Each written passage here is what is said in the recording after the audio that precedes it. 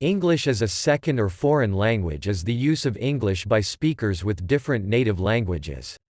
Language education for people learning English may be known as English as a second language, English as a foreign language, English as an additional language, or English for speakers of other languages. The aspect in which ESL is taught is called teaching English as a foreign language.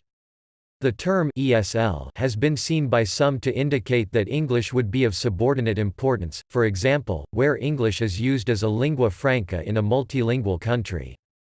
The term can be a misnomer for some students who have learned several languages before learning English. The terms English language learners and, more recently, English learners have been used instead, and the students' native languages and cultures are considered important. Methods of learning English are highly variable depending on the student's level of English proficiency and the manner and setting in which they are taught, which can range from required classes in school to self-directed study at home.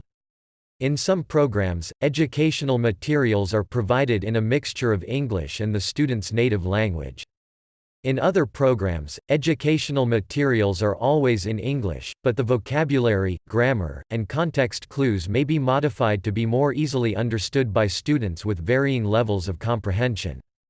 Adapting comprehension, insight-oriented repetitions and recasts are some of the methods used in training.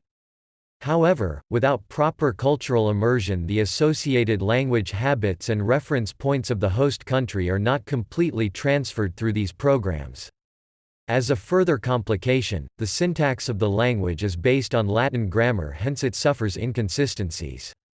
The major engines that influence the language are the United States and the United Kingdom, and they both have assimilated the language differently, so they differ in expressions and usage. This is found to a great extent primarily in pronunciation and vocabulary. Variants of English language also exist in both of these countries. The English language has great reach and influence, and English is taught all over the world.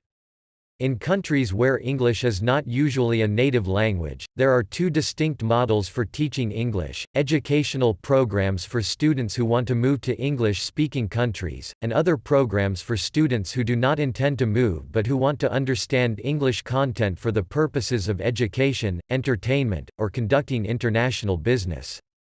The differences between these two models of English language education have grown larger over time, and teachers focusing on each model have used different terminology, received different training, and formed separate professional associations. English is also taught as a second language for recent immigrants to English-speaking countries, which faces separate challenges because the students in one class may speak many different native languages.